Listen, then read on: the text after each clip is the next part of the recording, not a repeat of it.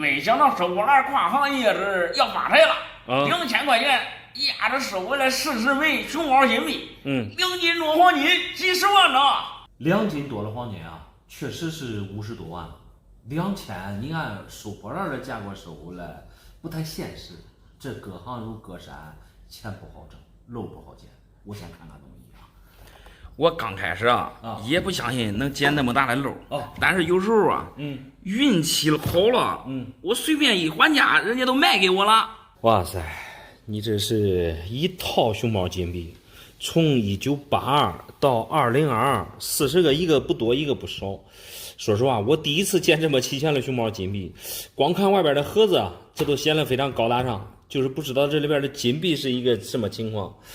这么大个的话，恐怕得是30克一个嘞。奇怪的是，这上面只有年份，这没有重量、含金量，这拖着重量有点轻啊。我昨天收的比较急我都没来得及称重我上网上查了，大概一个30克，这40个不是刚好1200克吗？你这确实是跨行跨过来了，黄金的重量你都不称，连检验都不检验，你这怎么能确定它是黄金呢？正好我这有称，我给你简单来称一下啊。哎呀，你这只有区区的17.4啊，还是17.4，这都给一个模子刻出来了，你这很有可能不是黄金。这不是黄金，这是啥呀？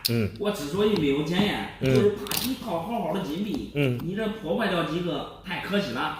你这种想法极其不现实，黄金不检验根本就没法收。再说这熊猫金币，它也就是一个金价而已，你不懂的可能去出高价去买，真正这些东西到卖的时候也只能按当天的大盘金价算。按金价都按金价算吧。反正我这2000块钱收过来了，价也便宜，一个17.4克是吧？那40个都按700克算吧，外面合着送给你了。你这排场话说得很漂亮。刚才我给你称重的时候你这外边带了有塑料盒子，你这个40个塑料盒子恐怕也得有几十克，塑料盒子当黄金卖不行啊。另外，这外边的这盒子再漂亮，我要它没用啊。没事儿，反正你这也有秤能要的呀，你都要，不能要还是我的。反正这一堆2000块钱买回来的，剩下的都是我赚的。我跟你说实话，你这东西也就是收了便宜。如果你真按黄金重量去称的话，恐怕你这赔的是稀里哗啦。第一个，你这熊猫金币有问题，按大小来看，你这是30克的熊猫金币，重量只有17克左右，这就说明它不是黄金的材质。第二个，你看它的设计，这细看也是有问题的。你看这上面它只有年份没有面值因为熊猫金币上面标注的都有面值，不只有面值，而且标注的还有重量、含金量。因为是正规造币厂做出来的，在这个天坛下面标注的也有咱们国家的名号。既然材质不是黄金，包装成这个样子的话，它只能算是艺术品。你看这上面，它这还有标签，来看一下啊。你看你这标签上面写的很清楚，该套纪念章，是纪念章并没有提熊猫金币，材质为合金，合金和黄金区别很大。你看上面写的是电镀2层 AU999 的黄金，是镀金。个人看你这东西不值钱。不值钱是啥意思你难道说我这买假了？对，反正都是2000块钱真钱，你看看能让我挣多少钱吧？你别说挣钱了，我觉得保本都有点难。第一，材质不是黄金，那它就没有任何价值。第二，我们主要是玩民国之前的金银锭，像这种现代的艺术品我们不要。我建议你去找那些老年人问问。老年人问问？对。你这是啥意思我这都是给老年人手里面买的，本来老年人手里都没钱，他们会出几万买吗？你先不要想从中赚钱了，依我看保本都是个问题。毕竟你这都是从老年人手里边买的，像这东西除了老年人玩，其他人不玩。最主要的，你这跨行跨了有点太猛。你想想，连什么是黄金你都不知道，你这都鬼使神差的给买回来了。当你卖的时候，你就知道是爷爷是奶奶了。我感觉你都不识货好吧，我再找其他人看看吧。行，那你再转转。谢谢你了。没事没事。俺这为过门的媳妇太抠了。咋来？第一次上俺家，竟然两手空空的。知道我喜欢收藏。竟然送了我这一块小硬币。这可不是什么小硬币啊，这种是2角的小银行。能第一次见面送给你这个，说明那儿媳妇啊，那叫出手阔绰。这个是北洋31年的2角银号，已经入皮盒，你看还有粉儿，状态整体还是不错的。最关键啊，是31年的北洋2角啊，在我们行内被称为孤儿。你说你也玩收藏，看来你对这种稀少的银号好像是丝毫不懂啊。我对这银号哪懂哎？啊，平时就喜欢玩一些1分、2分、5分的哦，还有一些生肖的纪念币哦，贵一点的买一些熊猫银币之类的哦，但是我感觉这东西这么小，值不了几个钱。这个2角银号确实小了点，充其量也就是5克多的银子。但是咱们玩收藏的话，不能一味的去讲究它的大小和重量，主要还是看它的这个稀有量。因为考虑到你平时玩一些粉币和纪念币，对这些跨界的银号不懂也很正常。反正我感觉啊，你不能以貌取人，对那儿媳妇啊，应该是有啥误会。我能有啥误会？我儿子都说了，我的儿媳妇家庭条件比较好哦，在他们县城应该是数一数二的有钱人家哦。最关键是我儿子也不差呀人不但长得帅，工作业务水平也很高。那是第一次来我家看我，我觉得就应该给我一个大大的惊喜。哎呀，看来你这真是误会了你未过门的这个儿媳妇了。按照咱们这边的规矩，你看未过门的儿媳妇第一次来拜访男方父母，通常啊你们是要准备红包的。我就想问问你啊，你给孩子封多少红包啊？我1分钱也没封。刚才不是跟你说了吗？我这儿媳妇她家里有钱。你说他们家那么有钱了，我在象征性的给他们300、500的，这传出去不是让人笑话吗？那既然是这样，你也不要求这个银号能值多少钱了。你想想，人家一个女孩子，对吧？也没跟你要礼物，第一次到恁家来就送给你一个带分的北洋31年2角银号，这可是满满的诚意啊！你好了吧？你这给我搞得神神秘秘的弄得我也不知道值多少钱了。哎呀，值不了1000块钱，我就让我儿子给他不愿意。我看你这简直是掉钱窟窿了。这个无论送给你的礼物值多少钱，你都不能拿来干涉孩子的感情吧？值钱了肯定不干涉。你给我讲讲呗。刚才我都跟你说了，这里边肯定有误会。这个31年的北洋2角啊，当时铸造的原因就是因为26年和29年北洋没有发行辅币，所以单独只做了一个2角的版。辅币在过去啊，通常都是1角、2角、5角，所以这个31年啊就做了一个版。因此，在银元铸造时啊，被称为孤儿。孤儿啊，并不代表孤贫，但是当年它这个实际发行量不多，甚至比那个26年北洋龙都少，所以它这个价值啊，自然也不会低喽。我听明白了你的意思就是少。那这一块的话，那现在能值多少钱呢？对呀，玩任何收藏都是物以稀为贵，主要是看它的存世量。这个存世量少，再加上你这个2角啊，你看还带分，XF40分，一般只要皮盒能给分，底板都不会差了。壁面虽然流通过，但是它这个龙鳞，你仔细看看，可以说是全龙鳞了。最主要是它这种原生态的包浆，属于单彩传世，味道可以说是无可挑剔。最主要的是你这块壁虽然说小，但是它这个字口啊非常全，可想而知保存的是多么好吧。对，过多的话我也不多说了，就从你这个状态，我能给到你2万5、6，完全没啥问题。乖嘞，就这么大一点2、3万了吗？对呀，这太令人不可思议了吧？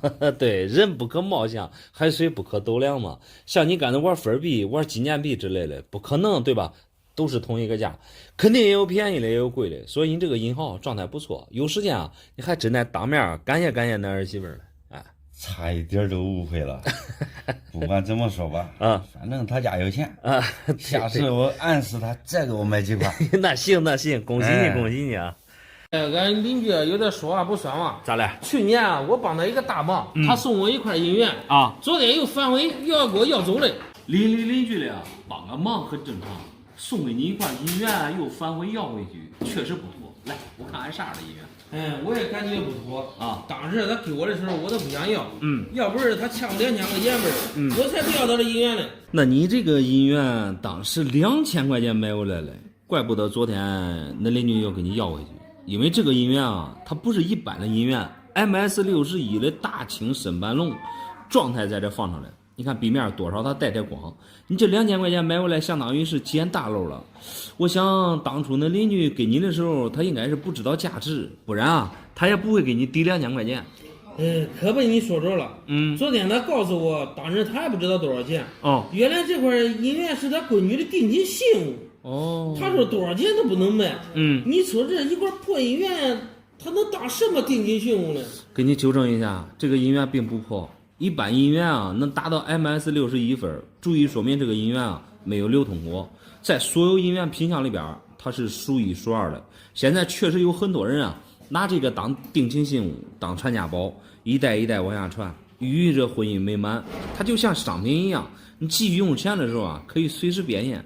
既然邻居给你要的话，那你就直接还给他不就行了吗？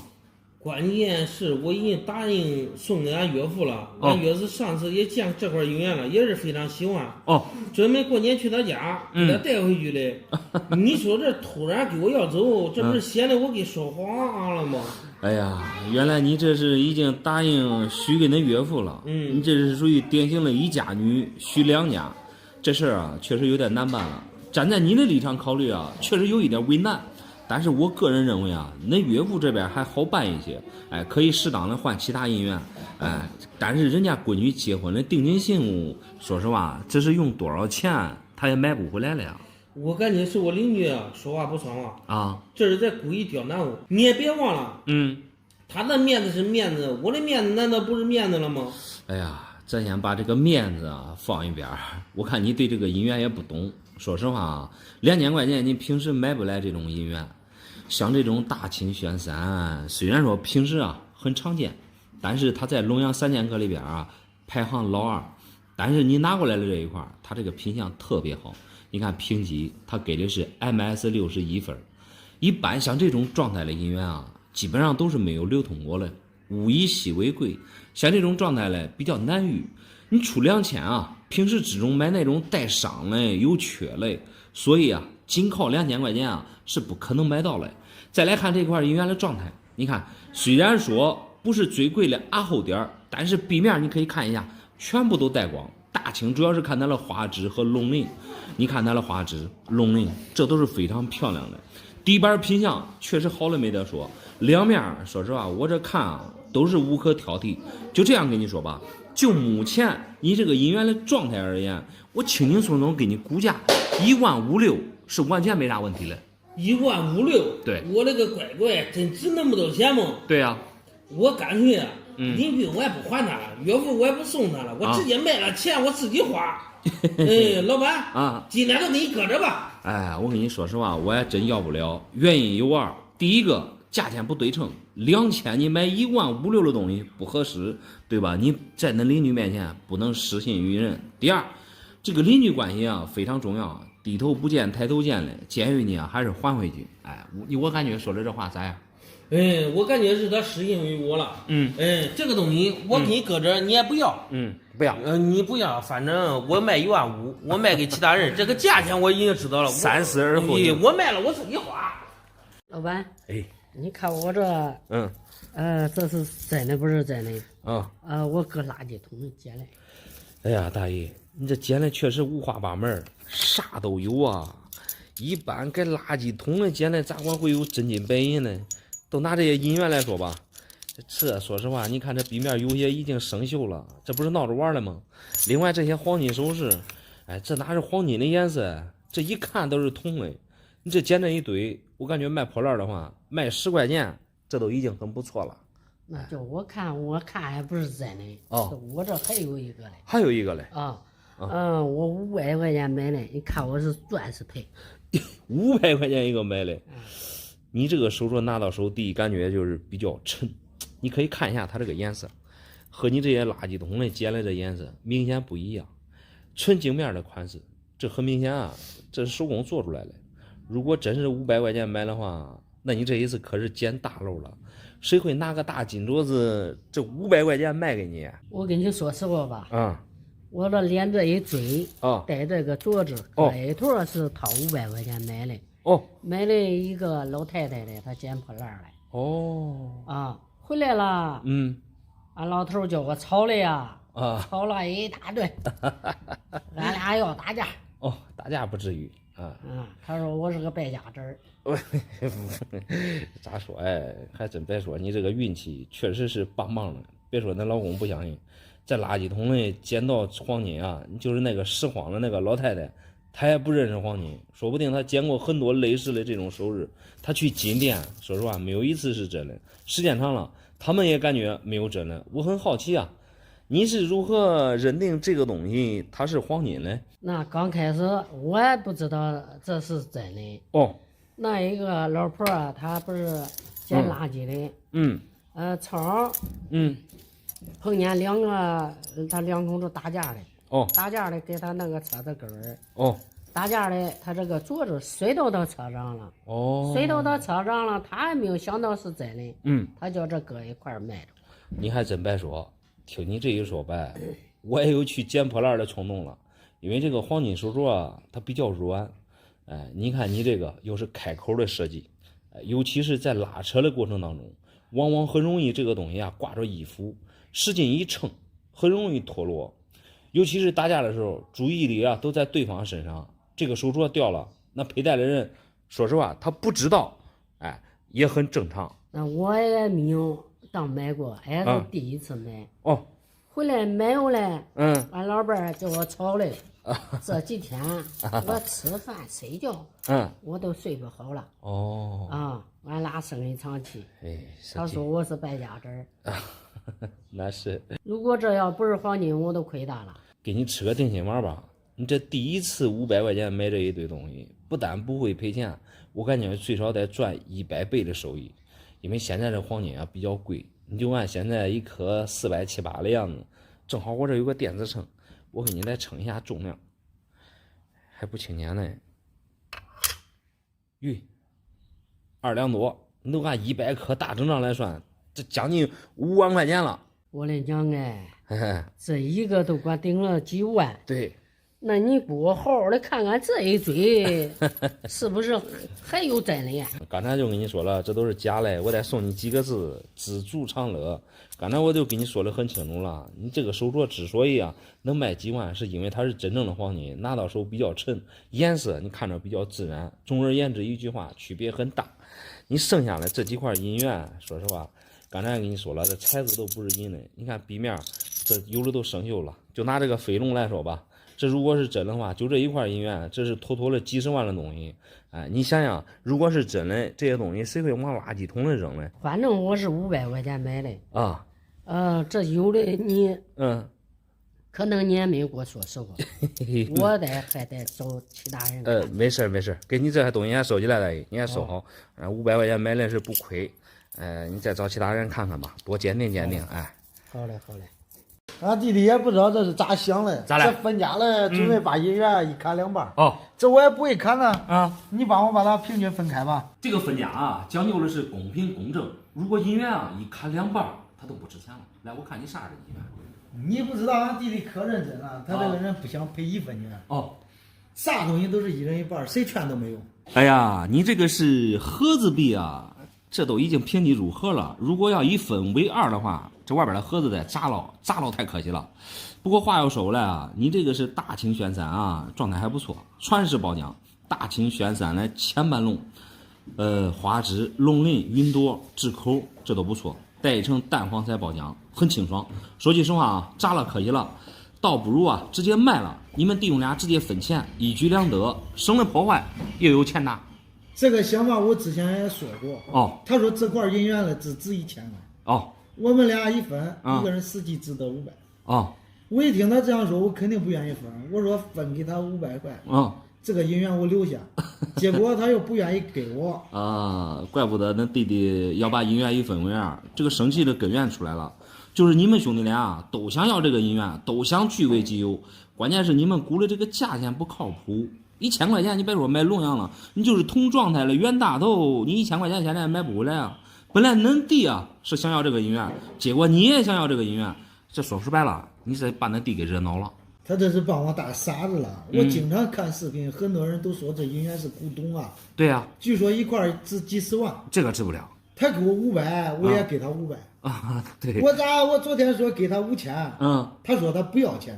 他就想要1半银元，不偏不向。说实话，你这个银元卖不了几十万，这哪是几十万的币种啊？只能说你经常看视频，看的不是这一个。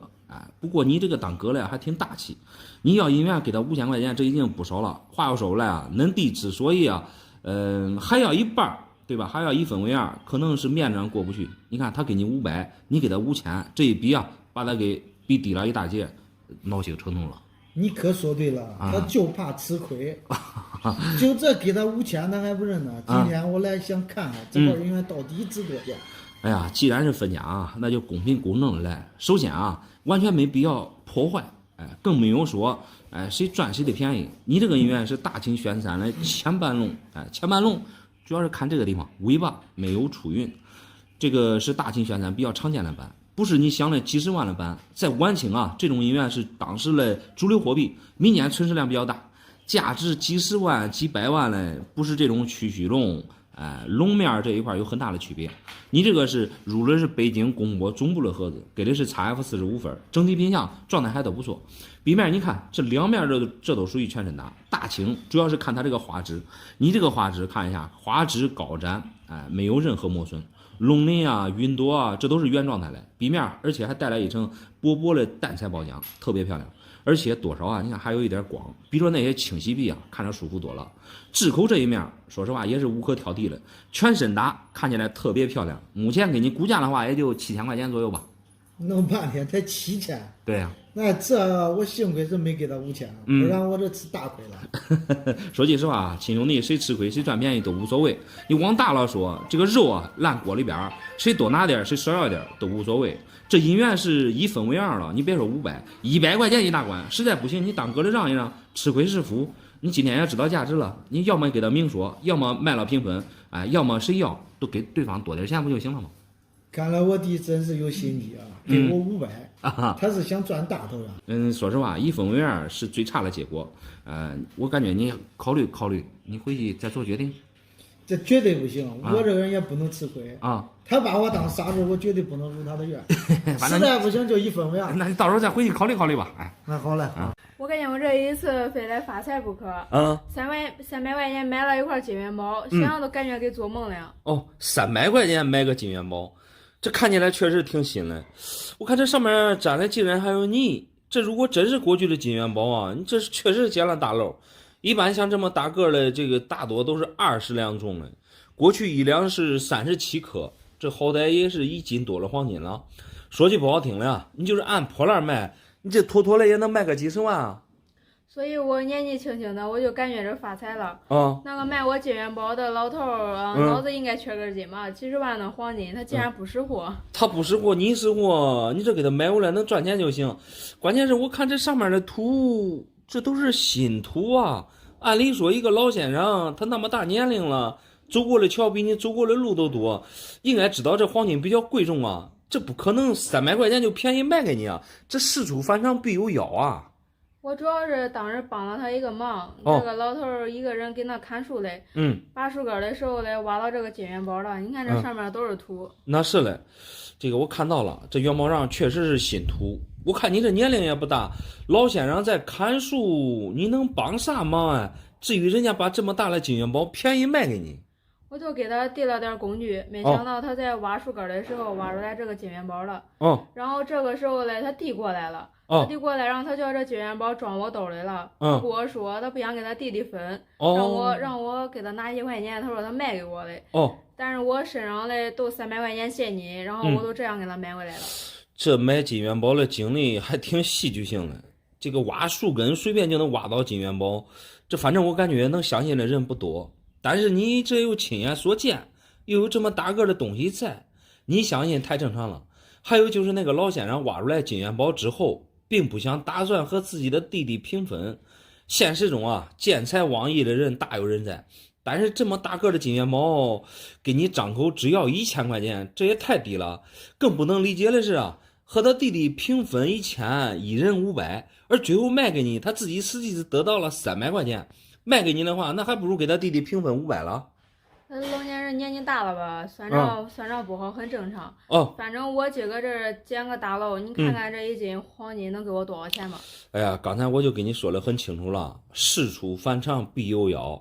我感觉你这个金元宝啊是有大问题的。第一，金元宝，它必须是黄金吧？你也说了1斤，我这拖着重量，这没有1斤啊，正好我这有电子秤，咱们来称一下它这个重量，1斤500克，看看你这有多重啊？100多克啊，重量不对。那有多重你按多重算呗，算多少钱你给我多少钱都中了。关键性的问题，你这不是黄金啊，黄金的密度比较重，你这重量根本达不到。另外，黄金的颜色，你看也不是这个样子。我仔细看了，你看这个地方，你看有些地方，你看这都脱漆了，这都脱漆了，这很明显啊，这上面也有机器压过的痕迹。而过去的金元宝，这都是浇铸而成的。我看看你这图吧，我给你揉揉你这图。这全是新图。哎，说实话，过去的金元宝，也不是这个样子啊。哎呀，上面写了有字，看一下它的年份。我跟你说实话，你这个金元宝啊，这图确实是像从外边挖过来的。北宋，哎呀。这上面的北宋，按照上面的字体来看，这个金元宝更假了。你宋代那个时候可没有这样器型的金元宝，这相当于是挂羊头卖狗肉，而且字体你看是电脑体，所以说无论从哪一方面来看啊，这东西都不对。我给你定义为啊，这是现代的艺术品，价值也就几十块钱。这咋可能嘞？不可能啊！我还指望着它发财了，咋可能都值几十块钱嘞？想发财可不是靠这种瞎猫撞死老鼠运气发财了呀！必须你得做你擅长的事儿，持之以恒才会有收获。这种小儿科的骗局，说实话，这可发不了财。那我再找其他人看看吧。这一次我不发财都不行啊！我这个同学准备拉我一把，我这准备把家里值钱的都卖了，跟着他一起干点事儿。生命中啊，有贵人相助固然是一件好事，但是你这卖光所有家当，你得想好了。来，我看看都是啥的。你都不知道，以前我俩在一块上学的时候，他学习成绩还没我好嘞。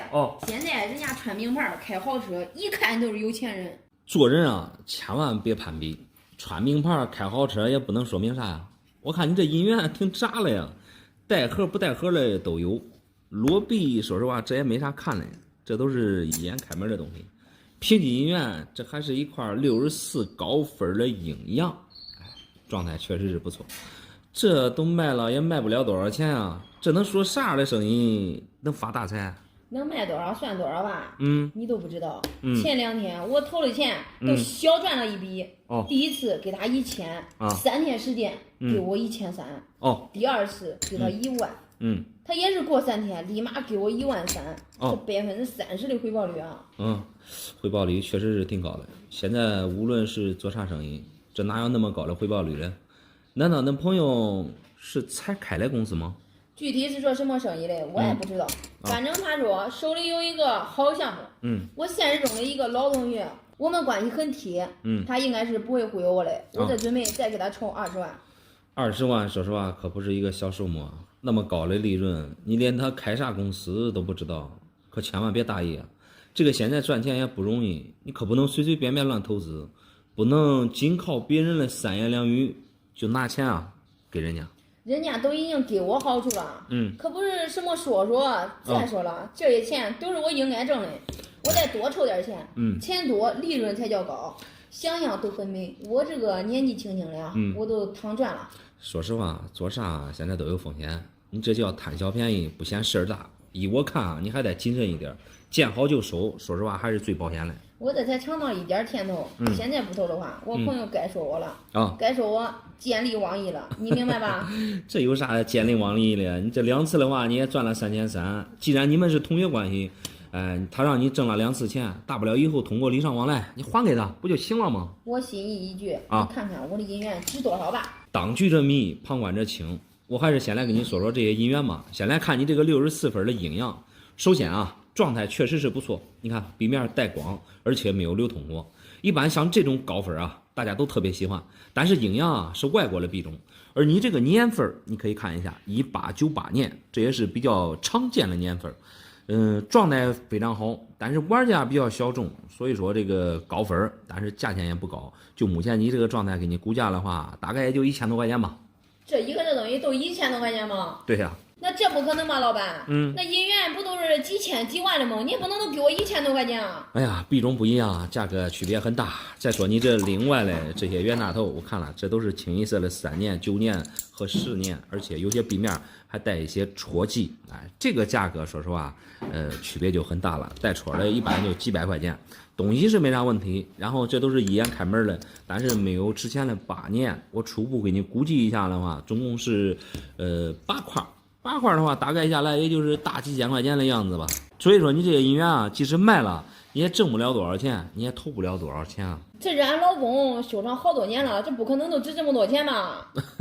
刚才你来的时候我就告诉你了，这些东西确实卖不了多少钱。还有就是那同学让你投资这个事儿，你还得谨慎一下，最好是跟那家里边人商量一下，有没有可能前2次投资让你吃点钱头，对吧？你再猛一下投20万，后续啊，这说实话。就是收割你的时候，这确实卖不了多少钱。你这我再去其他地方看看，这好生意啊，我绝对是得投他的。3思而后行吧。谢谢你。爸太消极了，1个月只给我3000块钱的生活费，这很明显不够啊！你看我这块银元能不能卖3000块钱吧？我看你这年龄不大，现在也就应该读大学吧？大学2年级。大学2年级的话，你这最基本的常识多少应该懂一些啊。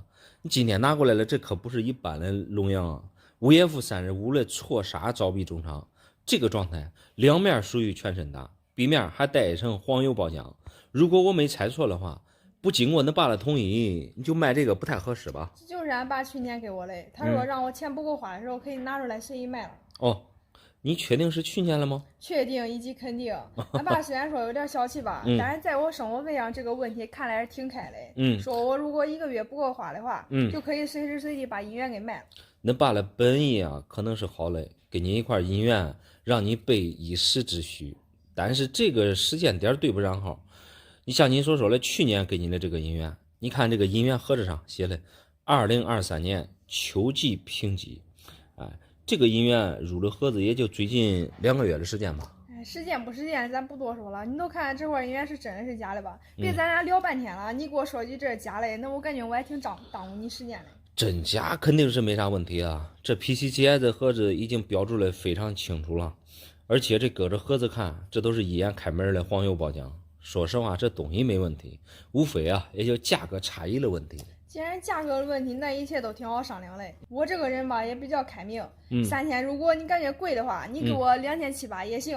你确实是一个比较开明的人。其实我觉得啊，你们这样的年龄，1个月3000块钱的生活费应该是绰绰有余了。你说无论啊在任何地方，一个人花到1天100的开销，基本上能涵盖生活中的方方面面了。况且你们平时啊主要还是以学习为主，要太多的钱也没地方去花呀。一听你说这话都跟俺爸说的一样，你都不懂我们00后。你们这上了年纪的和你们这些上了年纪的人都有代沟。别说我们20多岁了，你随便找个小朋友，他们肯定也不会嫌零花钱多呀。我只是给你提个建议，花钱一定要有规划。我还是给你来讲一讲这个招币中长吧。首先，它不是一般的龙阳，在所有常见的银元里边排行老大。第一，因为它的发行量少；第二，基本上玩银元了，买卖最多的就是它。当传家宝也好，你拿去送人也罢，都绰绰有余啊，都掉不了底。刚才我给你拿到手之后啊，说了一句错杀，错杀的意思就是评级的时候低评了。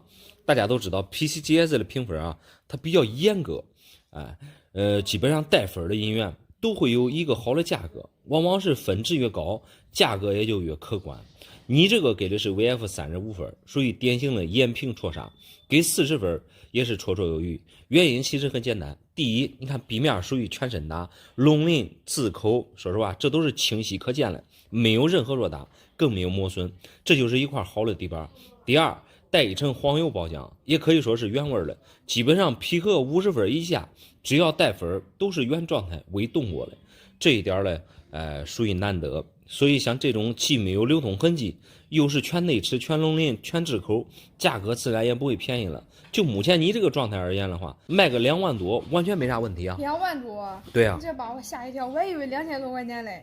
上次我卖了一个，别人就给了我2000多块钱，没想到能卖那么多。上次卖2000多，具体是啥的币种，我这也给你说不了，因为银元这个东西，它完全是看状态来说话的。价值几万的东西给你报2、3千，这说实话就是在给你开玩笑啊。我知道你没有跟我开玩笑，价格给的确实比较实在，啥都不多说了。看在你那实在的份上，我也给你实在点儿。这块儿你直接给我1万块钱就行了。你别给我开玩笑，我知道你这家庭条件不错，但是涉及到钱的问题上，我希望你啊还是要有一个度。1个月3000多的生活费不够花，这说实话，你这卖钱又装大方，你这姻缘状态再好，说实话我也不能要。建议你啊，你还是还给他爸。不要都不要吧，受不了你这一副子教师爷的样子。阿哥借给我10万块钱，让他免利息用了3年，没想到还账的时候，竟然只给了我9万块钱的本金，还有1万块钱的破姻缘。借你10万用3年，不给利息，把本金再给你吧。给你那啥姻缘？来，我看看。我哥有时候都不讲理啊，他说我这一个妹妹，没想到他会给我来这一套，真让我很无奈。你这个不是姻缘，是姻好，可能你们兄妹之间啊有误会，那亲哥绝对不会骗你啊。你这个是大名鼎鼎的大汉二角，而且皮盒你看给的还有分儿，你可不要小瞧这个 XF45的这个稀少币啊！我看着这币面很清爽，状态确实是不错。给你9万的现金，再加上这块二角的银行，你这绝对不吃亏啊！老板，你会不会算账呀？啊！我借给我哥的可是10万块钱的现金，我知道啊。你现在都是存一个3年的定期，他3年下来也得有1000把块钱的利息吧？那对。他现在只给了我9万，你说就这一点点东西，他能值1万吗？你可能是对这个银行不懂，如果它是一块普通的银行，肯定也就几十几百块钱，但是你这个是一个比较少见的大汉二角。我给你仔细看看，你也不用仔细看了。俺朋友准备2000块钱买肉嘞，因为我现在也急用钱。准备买房子嘞。俺朋友说了，如果这块东西能卖给他，他再多借给我2万块钱。还是俺朋友仗义啊，俺哥这做事太不讲究了。哎呀，那朋友2000块钱买走，这跟你的价钱这有点闹着玩啊！我就冒昧的问一下你，你感觉是恁哥对你亲，还是恁朋友跟你关系好嘞？肯定是俺哥给我亲，俺朋友毕竟是外人。有你这一句话就对了，恁哥啊肯定是不会骗你的。你再仔细想想，恁哥无偿用你10万，而且一用就是3年。刚才你也说了，这3年来啊，10万块钱你就是放银行，才有1000多的利息了。恁哥给你9万，另外给你这块银行，难道你都没问问恁哥他的价值吗？问啥呀？这有啥好问的呀？俺朋友都跟我说了，我准备卖给他了2000块钱，他还准备再借给我2万嘞。我都不知道该咋答复你了。具体的朋友对你怎么样，我还是用事实来说吧。就单说你这个银行，普通的我也都跟你说了，几十几百块钱而已。但是你这个比较少见，说句不好听的呀，平时啊，我们经常玩银元都比较少见，见一块这种稀少的币啊，就像过年似的。夸张一点的，就是比买那种彩票中奖都难。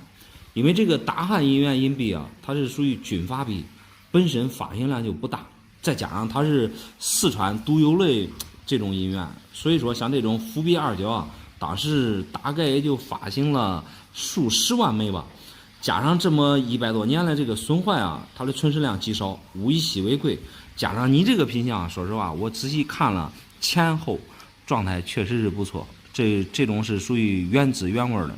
而且它这种刺口你看一下，都是属于全身打，而且没有怎么磨损，包浆也漂亮，这种是传世包浆，味道看起来特别清爽，而且入的还是皮盒，皮盒给的还有分儿 ，XF45分，就这样跟你说吧，就你这块银元啊，卖个4-5万完全没啥问题。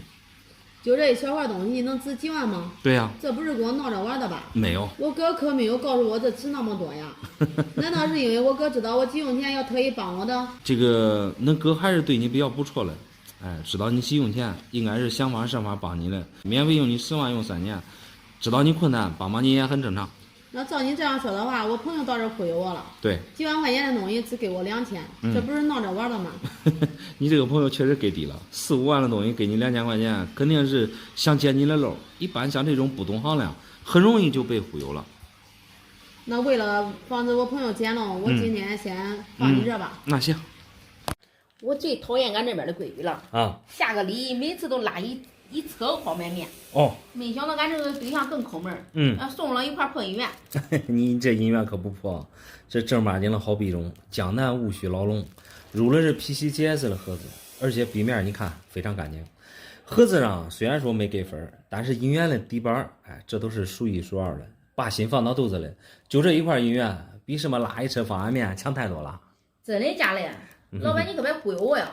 当然是真的了，专业上的事我比你懂得多。现在农村女孩找婆家，南方下驴啊，你看咱这大多数都是拉半截兜，一车方便面，显得排场，倍儿有面子。面子是的确有了，关键是方便面吃多了也伤火。那是嘞。你别笑话我们就行。都说农村人不识货，咱挑大的往家来磨。那是，其实也没有说啊，谁笑话谁。现在农村结婚定礼啊，都流行送这个。这种规矩啊，不是1天2天了，可能和这个习惯有关吧。方便面虽然说便宜，但是很实用啊。下地干个活，回来不想做饭了，热水一泡，那都能把温饱给解决了。好是好，但是不实用。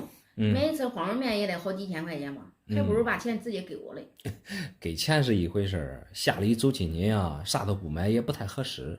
干礼是干礼，下礼多少还得买点东西嘞。就像给你的这银元一样，比那一车方便面说实话强多了。你光说强，我是没看到哪里强。俺再说了，这一块银元，最多是几百块钱。以前俺家也有，一点都不稀罕。恁奶说的对也不对。一般像这种银元啊，在过去家家户户都有，但是你这一块又和别的银元不一样。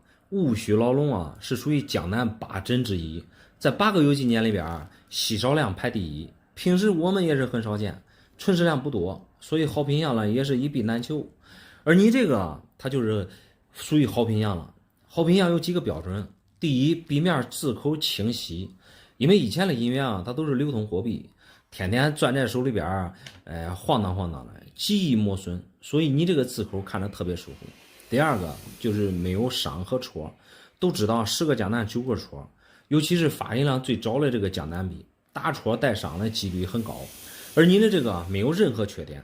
第三，你看入的是皮盒，因为这个皮盒的公信力啊非常高，因为皮盒评分非常严，虽然说没给分，但是你这个状态底板也是一流的。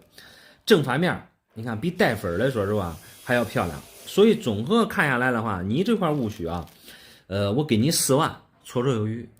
怪不得咱对象以前神秘的跟我说，这个银元可值钱，再三的叮嘱再晃晃。那对，原来一块值这么点钱吗？对啊，主要是你这个戊戌的状态好，也不是说所有的银元都值钱，在市面上见到了99.9%的都是常见的币种。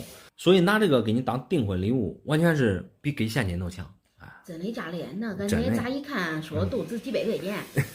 恁奶不懂行，对吧？太正常了。像他们那个年纪卖出去的银元，那都是几十几百的都有。所以你还是相信我们专业玩银元的，都对了。可是可以随时变现吗？对呀。你这价钱不是说随便说说的吧？我只给你说的这个价格，它是一个大概的行情。如果说你急需变现是随时可以的。说句不好听的，你今天把东西留下，我现在都管给你数钱，就那么简单。那算了，我还是拿回家吧。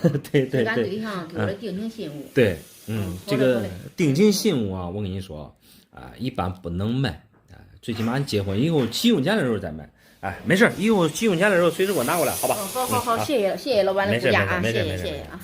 这以后啊，再也不跨省去参加婚礼了。咋来？这一来一回钱花光了，连回去的路费都没有了。这不得不买东西救急了。能跨省参加朋友的婚礼啊，说明你讲情义，没钱可以给朋友借点，也不至于卖东西啊。来，我看看你啥东西。我这家伙来到人生地不熟的地方，朋友的手机号也没有，手机丢了。再说也不好意思去找朋友啊，还是把这个东西卖了吧。现在啊，弄丢手机的话，确实是这个手里边没钱了。你这卖这么大个的东西，这看起来像古色古香的首饰盒，外边的装饰看起来还挺高大上的样子。用一个词来形容的话，就是很精致。我们平时主要玩一些银元，对这个不是太感冒。你这大老远来参加朋友的婚礼，咋还随身携带个这东西？说起来惭愧这个首饰箱子是今天早上从酒店客房里面顺手拿来。我看这装饰的高大上，挺高大上的，应该是很值钱的。正好我手里也缺钱，拿出来看能不能卖点路费，你给我帮帮忙。哎呀，你这私自从酒店里边拿出来东西，这种方式不太合适吧？没事，反正是俺朋友订的酒店。再是朋友订了酒店也不行啊，你订酒店一般都是需要交押金的，东西少了，这肯定扣恁朋友的押金。另外，你可以换个角度想一想，这玩意儿它是酒店里面摆设的用品，肯定是不值钱啊。如果真是什么值钱的东西啊，说实话，他也不会摆到那个公共场合。扣钱不扣钱我不管啊，俺朋友买单就是他买单，又不是我买单。你都不知道，我跨越1000多公里，跨省来参加他的婚礼，第一天住酒店都是我自己花的钱，安排的，自己安排的。就昨天婚礼现场见他了，这还给我安排一个酒店，然后就是对我不闻不问，这可把我气坏了。哎呀，你先消消气儿，你这大老远的跑过来参加朋友的婚礼，你这个朋友确实是对你招待不周，你这能大老远跑过来给他送祝福，可见你们的关系应该是不一般。结婚嘛，事儿多，可能这几天他也比较忙，招待不周的地方你也稍稍体谅一下，但是真不至于拿这个箱子啊来凑路费，确实啊，这也卖不了几个钱。你能卖几千算几千吧。我先换点钱凑路费。我看这个做工也挺好的，而且合着啊，你看镶嵌的还有保湿呗，最好卖了也能买个新手机啊。你这想想，说实话确实很美好，卖几千凑路费，还要买手机，卖的越贵，你这承担的责任越大。你可以想一想啊，私自拿别人的东西算啥？你没事儿，俺朋友盯着嘞。其实那朋友盯着也不行，这种行为是窃，让那朋友知道了多不好。像你说的这个箱子做工确实漂亮，但是它这个成本啊极低。首先从这个木料上来看，说实话很削薄，不是实木，这很明显了。你看这都是上面漆上去的漆，再说下面镶嵌了这宝石，一般像这种铝啊是翡翠里边最贵的品种，可惜啊这都是塑料。虽然说咱平时不研究这个石头什么材质啊，咱还是能区分出来了。这种做工说它精致吧，但是你看越看说实话越上不了台面，像你想象的几千真是卖不了，我感觉啊几十块钱差不多。你真漂亮的首饰盒，你这才给几十块钱，你这不是逗我玩的吧？没有，几十块钱上哪买去？我绝对没有逗你。你说我为什么要逗你呢？因为你对这些东西啊本身就不懂，所以才想着卖几千块钱，想法太幼稚。你拿这个东西出来啊，你只会连累恁朋友的押金，倒不如啊你把这个东西还给酒店还回去，对吧？用恁朋友的押金换一张回家的车票，省了败坏自己的声誉。你感觉嘞？我感觉你说的不行，我得上其他地方去看看去。不要执迷不悟，多卖好些钱了。不要执迷不悟，因为啥嘞？这东西确实不值钱。好了，俺这个闺女啊，一点都不听话，非得原价啊！我今天啊，必须当着她这个面相，我把她的2块定亲银元给她卖了。定亲的银元，这2个是大清和北洋，都已经平进入盒了，2块状态看着还不错。女儿准备原价，你这当父母嘞，还准备给女儿包办婚姻吗？不管怎么说，我这辛辛苦苦养她20多年，我绝不同意她原价。走一趟亲戚，麻烦你给啥啊？说到这个原价，有很多这个为人父母刚开始都排斥，认为离得太远，一年也见不了几次面。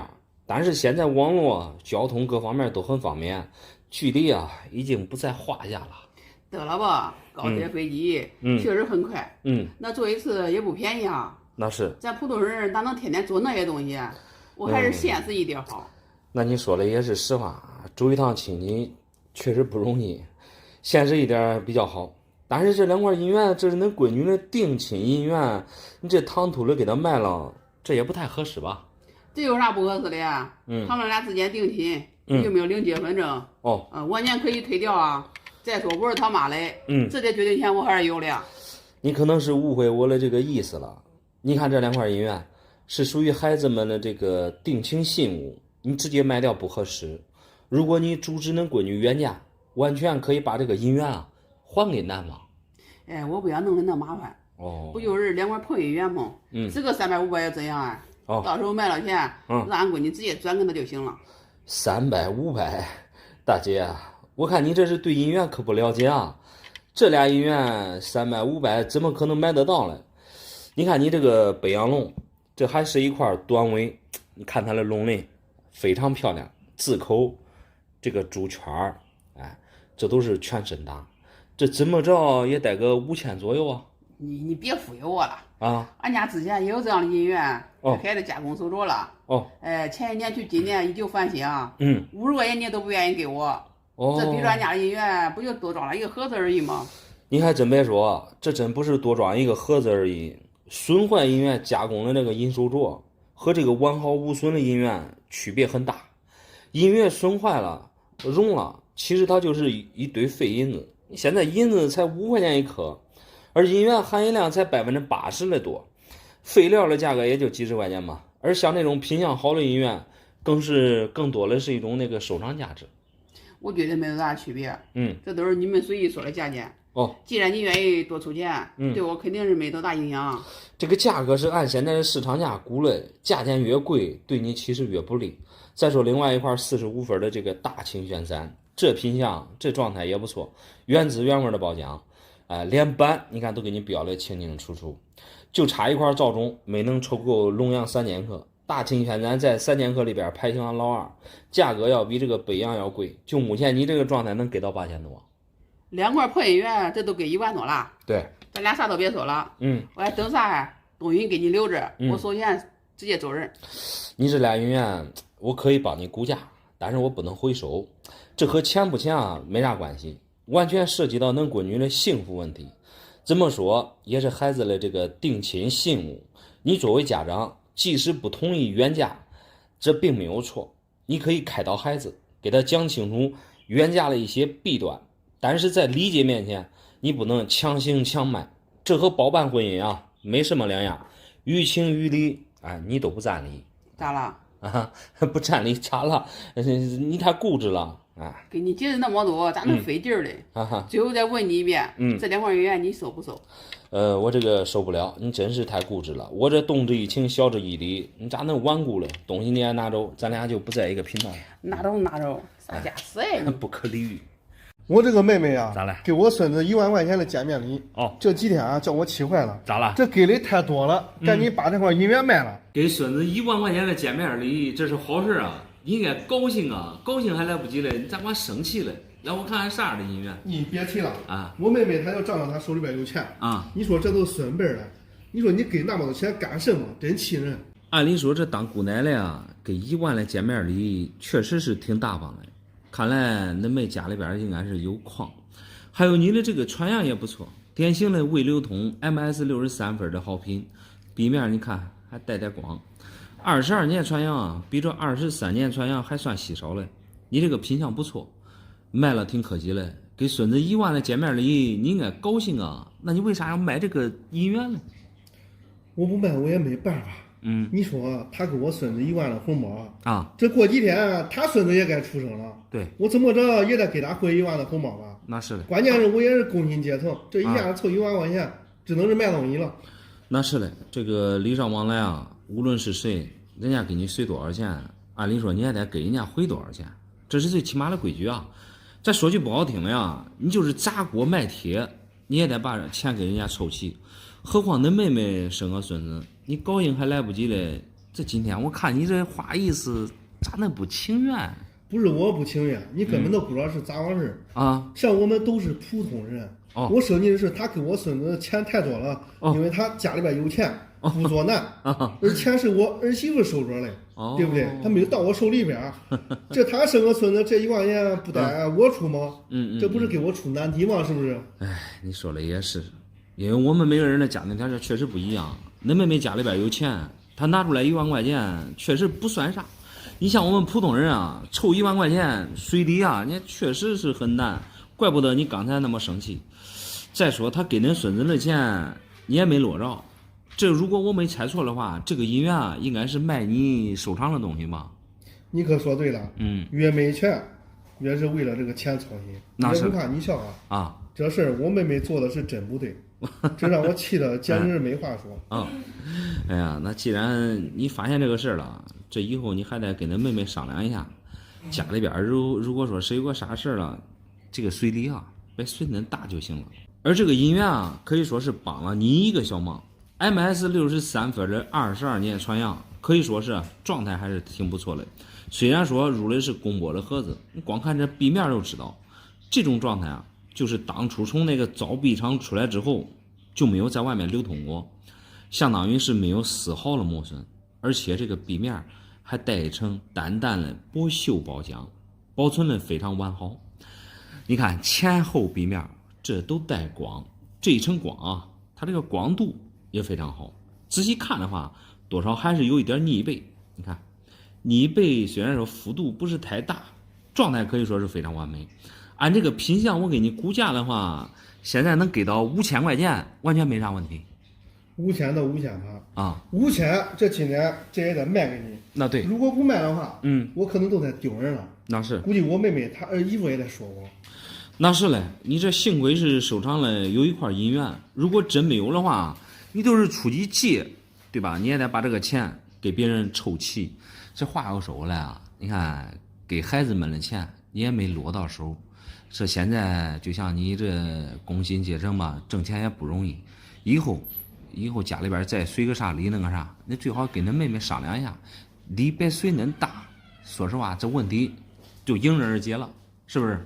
我跟你说，老板，你算是个明白人。我回去再跟俺妹妹好好商量一下。对，这以后不管咋弄，这谁 hold 住了，还真到我手里边了，是不是？对，现在还好一点，再过个10来年，那每次办个事随1万，那得多累呀，对不对？不得多少？那咋办？你给我算算吧。好。家里边啊遇到一个大难题，咋来？这闺女没结婚嘞，准备和她男朋友同居嘞。卖你一块银元，你来陪我唠唠嗑吧。你这是家务事啊，我还真帮不上你。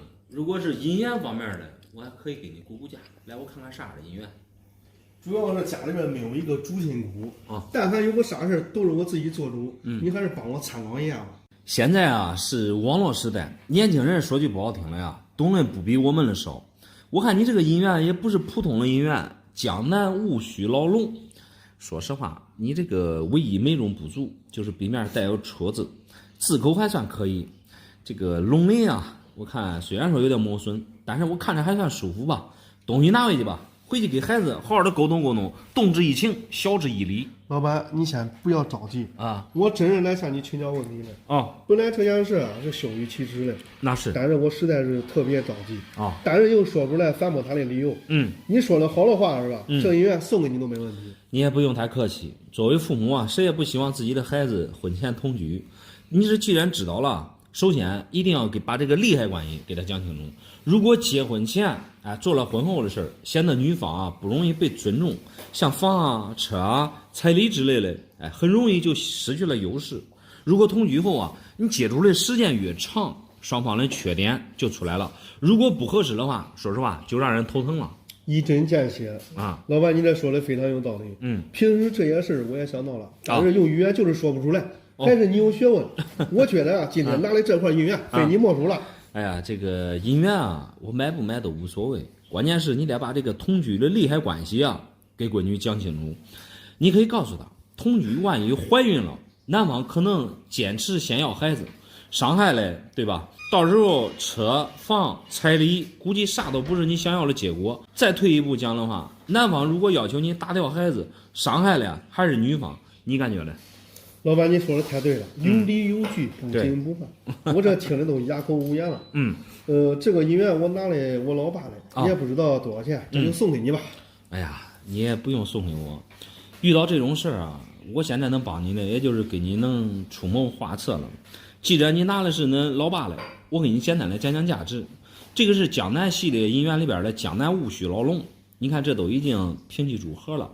首先真假是没啥问题。过去有一句话说的非常好，10个江南9个戳。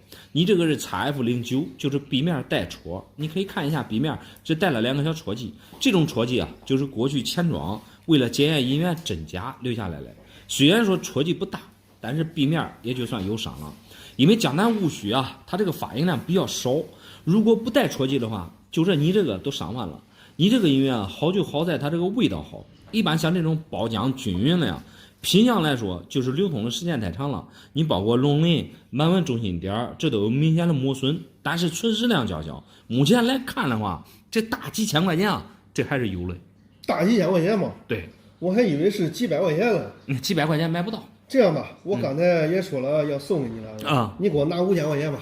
5000，你不用太客气，这个和钱真的是没有半毛钱的关系。本来你这是遇到事了。我这占你的便宜也不太合适，再说了，这个银元你是拿来恁老爸嘞，我刚才啊把那个见解，都给你讲出来了，可能有用，也可能没有用，你做一下参考就行了。至于这个银元啊，说实话，平时收藏一块还真不容易。我这建议你啊，你也别卖掉了，你还拿回去给恁爸，都把东西还给他，把事解决了就行了。中，先谢谢你老板啊！你这一说，我心里带劲多了。好。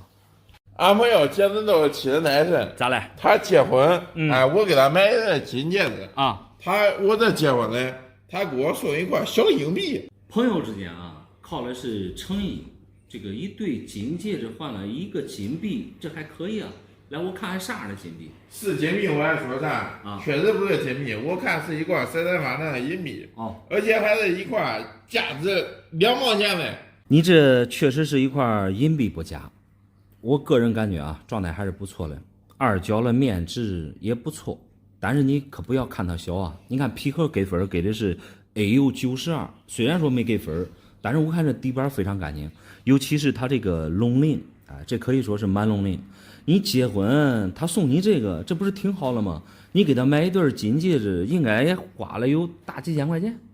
我给他送了一对金戒指，虽然说重量不是太重，但是买的还是品牌的牌子今年是500块钱那确实不便宜，工费我还花了一对戒指普通的也都3、4千块钱，但我送那一对是7、8千块钱了。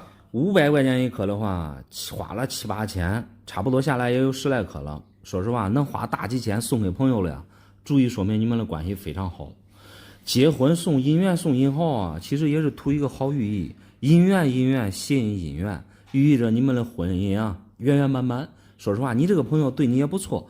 一般这种奉天二角银号非常稀少，给你这还好好的放着不行了吗？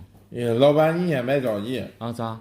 这说实话，我真没看到这哪里好。明明我送的是黄金，你看这送的明明是一个银币嘛。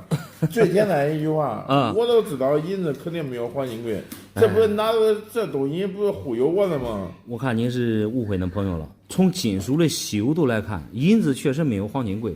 像恁朋友给你买的那个金戒指，都是按克来算的。可以说是只要你有钱，你要多少都可以买多少。但是像这种稀少的银号啊，它不常见。说实话，你现在手里边有钱，但不一定能买来这个状态差不多的。你即使有的话，说实话，这个银号它还不会便宜了啊。那你这样的比喻我还不明白，这明明是一个小小的银币，它难道还比我送的黄金收的贵吗？刚才就告诉你了，你可千万不要看它小，感觉又是银了不值钱，这完全啊是你的错觉。无论是收藏银元还是银号，都是物以稀为贵。你先来看它这个铸造年份吧，你看是1898年，当时大清代时候啊还没有大规模的发行银元银号，因为当时大清朝采用的是两，它的单位正好国外的阴阳作阳采用的是元，所以说有冲突。当时也就是有着元两之争。这个奉天集序局啊，当时就发行了第一款以元为单位的系列银元，可以说是最早发行了银元系列。而你这个又是二角的面质，加上当时奉天又在那个偏远的东北，所以整体啊，它这个奉天银元银币啊发行量非常少，所以它这个存世量更少。而你这个呢，它是二角的这个面质，这个二角啊，在它那个系列币里边发行量是最少的，最主要是你这个状态非常好。你看它这个龙鳞可以说是满龙鳞，而且字口也非常清晰，最主要是没有任何的流通痕迹，而且整体币面全部都是全身打。叫我这样看的话，就你这一块银号，现在我给你初步估价最少得1.3-4万。咦，乖乖的，都这个东西光值1万多吗？对啊，这太不可思议了。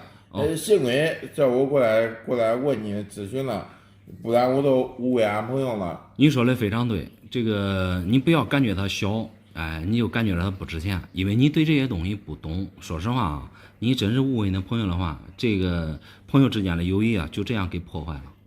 那我还是不卖了，这毕竟是俺朋友送的，我还是拿回去吧。对，这些东西没法卖，还放着吧。好，意想不到的事还是发生了。咋了？俺朋友5年前借我5000块钱买了一块银元，现在他都出国了，这个银元留给我了，你说这算啥事儿？这如果真是5年前买的银元啊，那你放到现在也赔不了啥钱啊。你这个北洋龙状态还不错，全龙鳞、全字口、全内齿，虽然说皮盒没给分，但好歹也是34年北洋龙里边的第1名玉品，卷3起司，纯正的西烧罗马体艺术字。最重要的是味道不错，酱菜嘞。你这么好的银元，那朋友借钱买来，咋会留给你？我这个朋友非常不靠谱，买了之后就去国外做生意了，银元就暂时寄放到我这里了，这几年不是疫情的原因也没回来，那是一直以各种理由拖着我的钱不还，5000块钱他就是存银行，5年也得有1000多块钱的利息了吧？那存银行的话，几百块钱的利息还是有的，因为你这个朋友啊一直身在国外，像这种银元啊，他肯定是带不出去的。因为银元现在是属于无机文物，只允许在咱们国内流通，绝不允许出国。毕竟买了是有5年的时间了，你可以适当的问问他，如果他不还钱，你可以选择把银元变现，反正你现在也不吃亏。我也是这样想的，但是呢，我跟他沟通的时候，他说让我把这个银元卖了，我肯定是100个不愿意。咋了？像这种银元，便宜的不得了，我这卖了肯定亏啊。人家金店都说了，最多值200块钱。你先别着急，你去金店问200块钱，他们是按银元的银价给你报的，这价钱肯定是给你带偏了。既然那朋友都发话了，足以说明他手里边也缺钱，那你直接按他来说了办，把这个卷3起司直接变现不就行了吗？你当我傻吗？我可不是傻子呀。他5000块钱买的银元，在我手里边睡了年觉，他不赔钱才怪呢。你说这话只能说明你对银元不懂。5年前那个时候银元很便宜，就拿你这个卷3起司为例，那时候5000块钱买的是真便宜。你葫芦里卖的是什么药？咋了？哪有收银元还嫌便宜的？你说5年前5000块钱买的是真便宜，我这么跟你说吧，像这种卷3起司，它是北洋龙里边的大名玉品，它这个存世量特别少。现在大家玩银元讲究的是物以稀为贵，就北洋龙银元啊，它这个整体存世量还是很大的。就目前我们大家所常见的长尾、短尾居多。其实北洋龙虽然说量大，但是它当初铸造的时候啊，模具容易磨损，所以它这个板就特别多。其他板啊，今天咱就一笔带过，就单说你这个卷3起司，就是这个34，它这俩阿拉伯数字的书写方式为艺术体。我也不知道当时为什么会设计这个板，3卷进来了，4你看就像波浪一样。其他地方和我们常见的34年长尾龙啊，其实并没有太大区别。你这个入的是皮盒，你看给的是 XF92，虽然说没给分，但是实物状态比有些带分的还漂亮。首先壁面你看一下，是一层酱菜包浆，整体两面都显得非常均匀，算是少有了味道比。刚才我也跟你说了，全字口、全龙鳞、全内齿，这在卷3起司里边是很难遇到的。就凭你目前这个状态啊，我给你初步估计的话，值个2.23万，完全没啥问题。哇塞，老板，你这没跟我开玩笑吧？没有，这我完全没想到呀，竟赚了4倍的收益呀！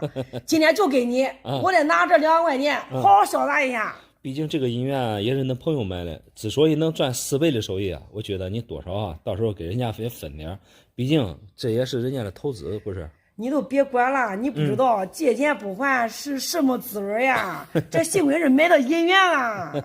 好了，别感慨了，5年5000块钱的账总算是告一段落了。好在啊，你这有点意外收获，说实话已经很不错了。是的，老板，谢谢你啊！没事没事。